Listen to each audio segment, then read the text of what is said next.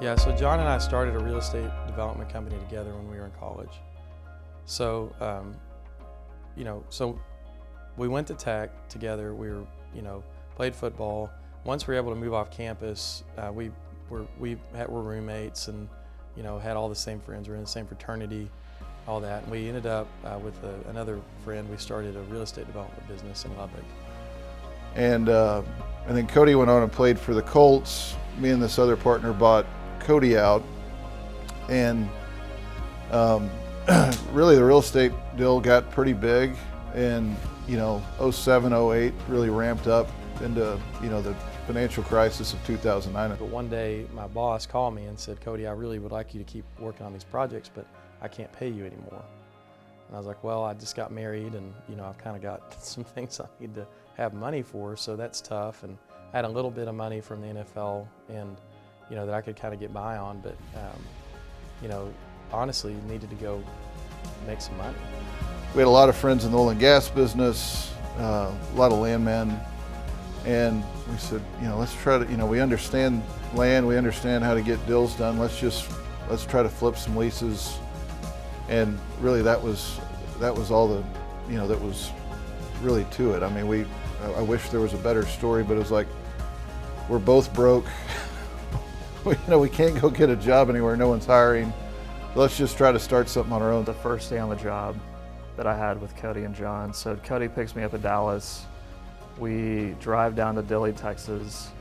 We're living in this hunting lodge that they had kind of made their makeshift office. And it's in the middle of nowhere. We get there the first night. Cody says, "Hey, we gotta go set this bug bomb off." So we pull up to this lodge. They set the bug bomb off so the critters can kind of scatter, so we can come back that night and actually sleep. And I was thinking to myself, what are we doing here? And so we get up the next day, and they have a meeting with a landowner and his attorney in Laredo. And so we drive down to Laredo. We get out, we go in. This attorney is 6'6", 6'7", big guy. We're 2 minutes into the meeting, and the guy looks at John and he says, "You know what? You remind me of a used car salesman." And John took offense to this. He kind of gets up off the table. He's like, I don't really appreciate that. And they're like this close, face to face, about to square off. And Cody kind of interjects, and he's like, "Let's calm down for a second." This is my first day on the job. And so we leave the meeting, and I told those guys, I was like, "Is this what oil and gas is about? Because I don't know if I want to continue doing this." But there was about a 4-year period where we were just flipping leases, and that was kind of like one deal to the next. It was, if this deal doesn't work, I don't really know what we're gonna do. We ended up, flipping, hundreds of leases in the Eagle Ford, and then got into the Permian. I guess that was in 2010, and really started out as lease flippers there. Over time, we started keeping some interest in participating as a non-op owner. And that's when we transitioned really kind of, I would say, more into the oil business per se, is, when we started retaining interest or, participating in other people's wells. And one of the first big ones that we did was probably in that 2010-11 timeframe. We participated in a deal with Brian Sheffield. Back in 2011, 2012, in the early parsley years, we were selling drilling packages across the Wolfcamp Sprayberry field in the Midland Basin. And we were looking for more investors, and they took like 5% of my package, and it was a much needed fill for the packages were getting bigger and bigger, and we would drill like 30 wells per package. And they took it, and they were some of the best partners in my early drilling program. But through time, I started to see their name on the map, leasing around me. So I kind of knew they were competitors, but they were friendly competitors.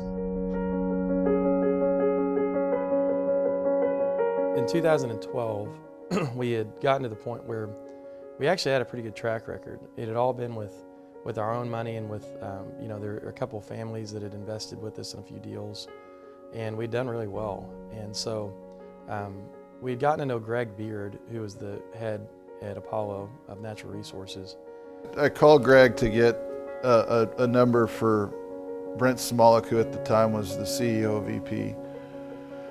Yeah, I'll give it to you. What are you guys up to? Really want to try to figure something out. And I said, well, we're actually doing this still in Oklahoma. You know, I think you could scale it. We're probably thinking we'll put X in, but you know, I think you could invest $50 to $100 million in this thing. It's really working. No one's up there. He's like, well, I'll be in Houston next week. I know you'll be down there for NAPE. I can remember getting on the elevator in the Bank of America building in Houston, and John said, on a scale of 1 to 10, how much of a waste of time do you think this meeting is? And he was like, it's 12, you know. So we go up there and kind of flip through some pages, and we're just like, you know, so that's kind of it. You know, he's like, all right, we're in, $150 million commitment. We want to get into business with you guys. You know, but there really wasn't an obvious business plan. And so I think the origin of that business plan was probably like, well, let's just see what they're willing to do. Greg Beard came back to New York, walked into the bullpen, and dropped a 5-page teaser on the desk and said, I met 2 guys, I want to back them, and they want to do an $8.4 million deal. Obviously, given that Apollo, we had just done a couple $1 billion deals, the bullpen was not too excited about taking on this new project. But I was very desperate at the time, so I said, sure, I'll take it on. Would love to work on this deal. So it all started with this little teaser. I actually found it on the desktop. It's 5 pages. The first page, obviously, Western Oklahoma non-op prospect.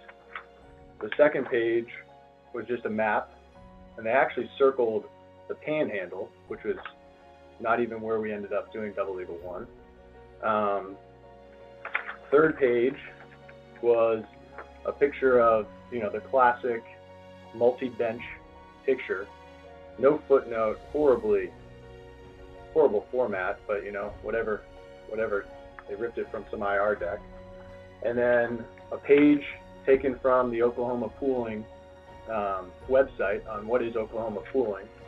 And then the meat of the presentation was page 5, which was 6 bullet points about here's what we want to do.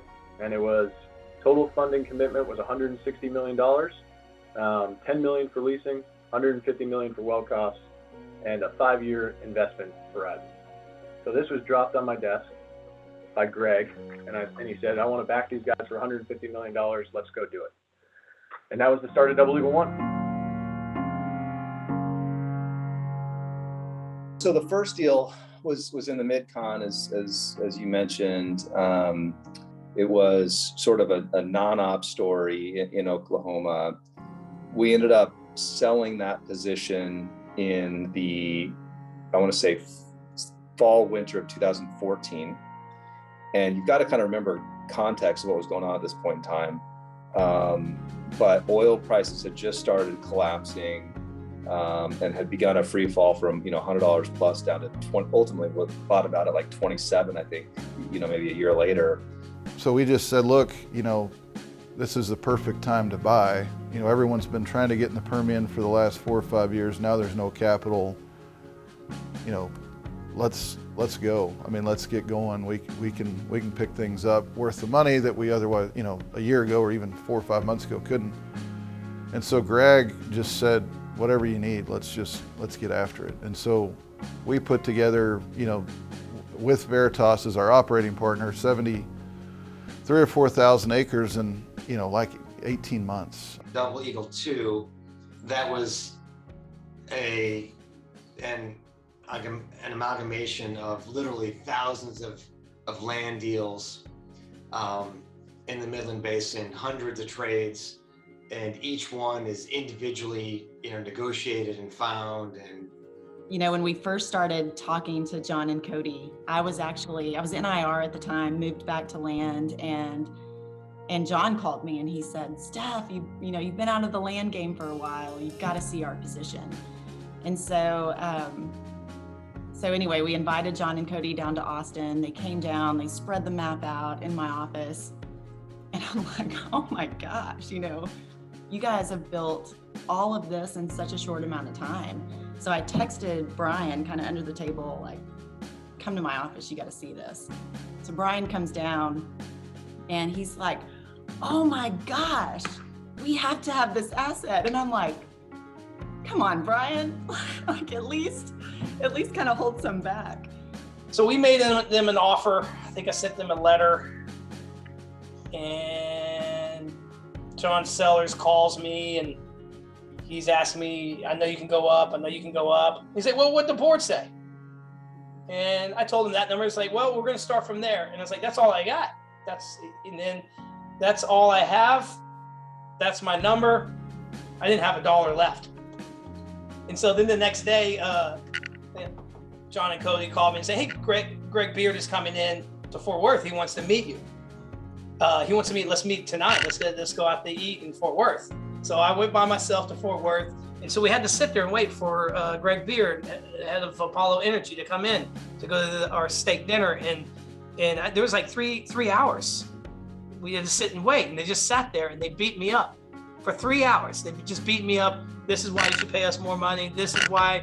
And then we talk about sports, and they go and come back into the deal. And this is why you should need to go up from 2.8 billion. You can do 3.2, or what's wrong? And then you can give us another 100 million or 50 million. And I was, truthfully, I told him in the beginning on the phone call the day before, I gave him all I had and I stuck to it. But walking out of that office and going to the steak dinner, I was like, thank God. It was like, I was just beat up. It was just a pure beatdown.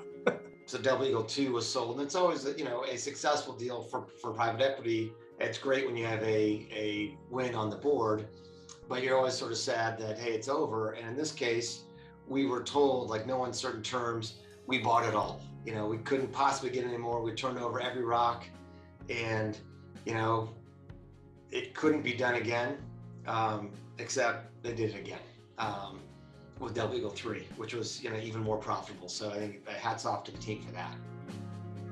Along the way, we had done a few other things with them. We started a royalties business that we started to fund with them called Tumbleweed. We've now done a couple of those iterations, Tumbleweed 1, Tumbleweed 2. In 2019, we bought Tumbleweed. I think it was a little over $100 million package. John wanted, 115, but he settled with me at I think 105. So that was a big deal for Viper in 2019. And then at the end of 2020, we sold some stuff to them from Viper to their new Tumbleweed fund. I think probably total deal value was around 35 million. So, the business model for Double Eagle 3 from the beginning was to, get through that investment cycle and actually, get to a business that had enough scale, was cash flow positive, maybe even go public on its own, and really building out a big growing business that could compete with the big boys out there, the Pioneers, not just the Parsleys and the Diamondbacks, but also the Pioneers and some of the majors. And when oil prices are falling off a cliff and everybody's running for the hills, companies are filing bankruptcy, and it's just sort of a really, really difficult time in the industry.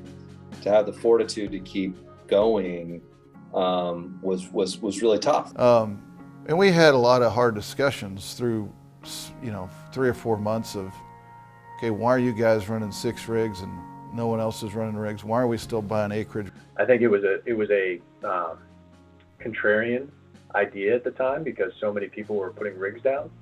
But John was pounding the table saying, if we want to sell this company, we need to continue to drill because people want cash flow.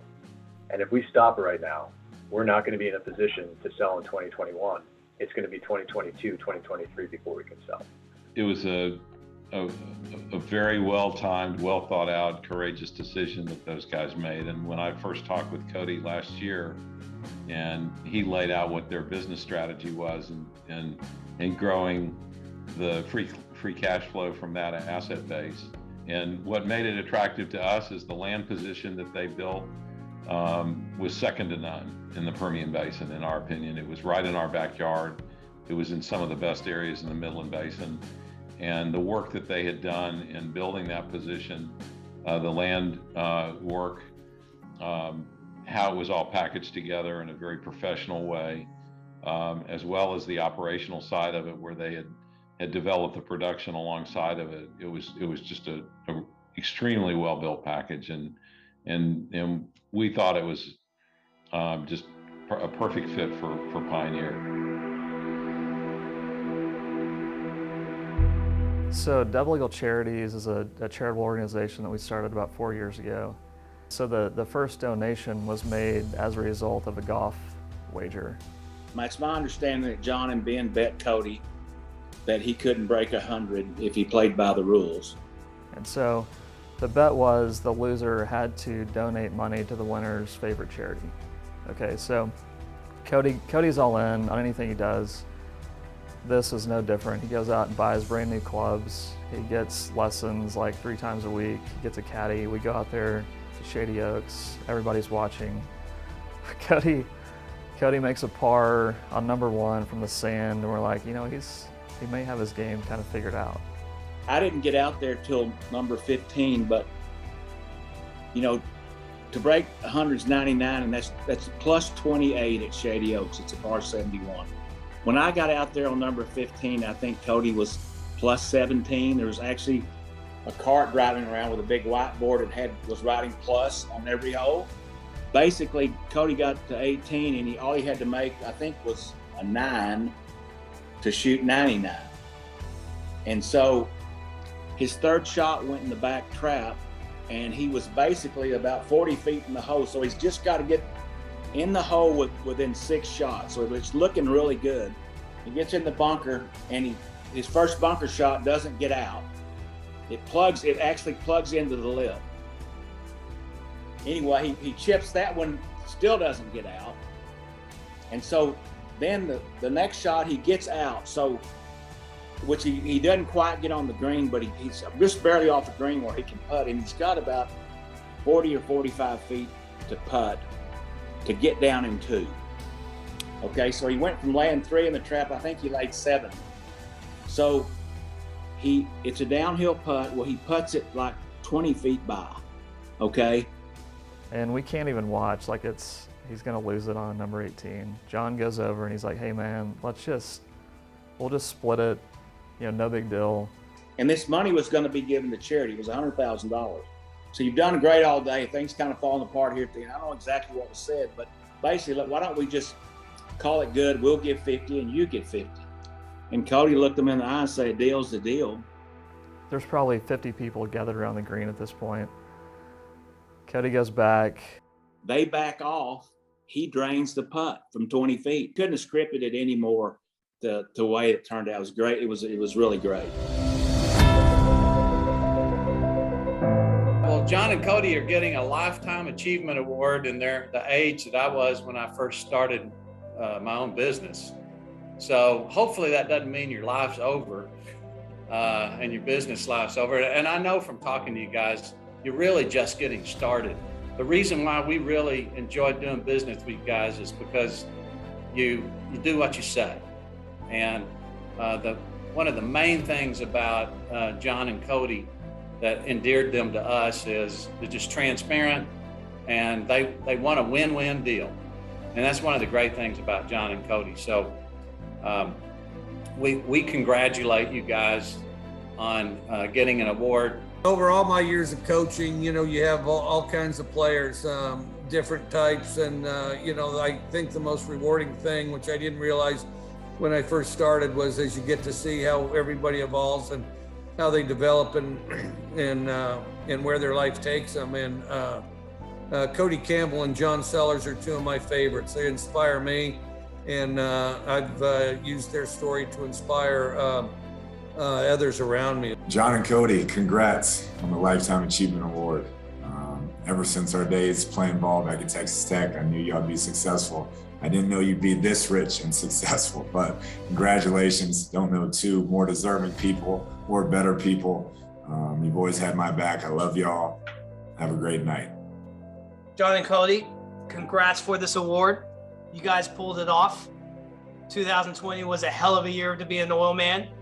There were a lot of bankruptcies out there, and you guys survived.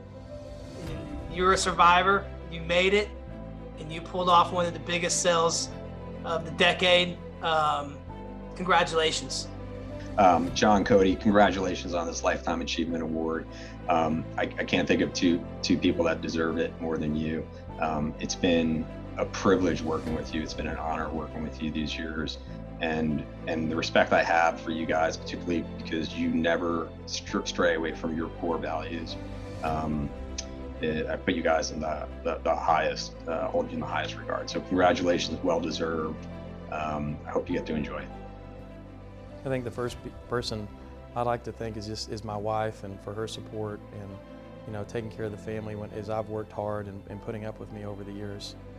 Tara's been absolutely great. Yeah, my family has, without their love and support, I'd be in the ditch somewhere. Wouldn't, the support that Tracy has given me through the years has been instrumental.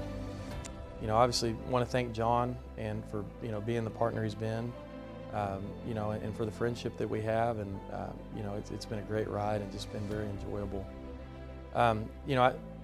Really, folks that should be mentioned are the people who believed in us early on. And Blake Carpenter is a guy who went to work for us, was our first person on board with us. He came to work with us when nobody knew who we were or what we were.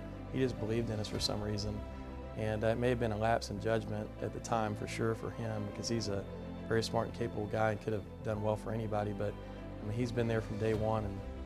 And then Garrett Martin, Josh Gregg, two of the smartest guys that I know. In fact, both of them just off the charts and have been just so important and integral to us in building the business that we have today. And then want to thank the guys early on that, right after Blake, came to work for us just because they were our buddies and our friends. Sean Earwood, Kyle Kulig come to mind. Those guys, again, winging a prayer, had no idea that things were going to work out, but they sort of bet their careers on us, and we really appreciate it. And then, folks that we've worked with and partnered with over the years. Brian and Scott Sheffield, Stephanie Reed, Case, Holbrook Dorn. The Momentum guys in Albany, Mike Parsons and the Tidwells, and have been really good partners to us over the years, and we just appreciate them believing us early on whenever we didn't have anything else going. Ted Collins was a big believer in us and a big cheerleader for us in the Permian. Really appreciate Ted, and we miss Ted. Obviously, Jeff Strung, Greg Beard at Apollo, Dee and Will at Quantum, Eric and Adam at Magnetar, Rob Horn at GSO. I mean, all of our financial partners through the years, and the 15 RBL banks we had in our deal, Citi and JP Morgan, all these people that our careers would be completely different without. Aubrey McClendon, we got super close with him when he was getting into the Permian, and had known him for years, but he's a guy I talked to probably 7 days a week for a year. I mean, literally every day. The Crown Quest guys, the Duns and Bobby, Mike Wallace, partner of ours still, who was partners with Ted, Hollis Sullivan. I mean, there's just everyone that works around here. I mean, we just couldn't do it without them.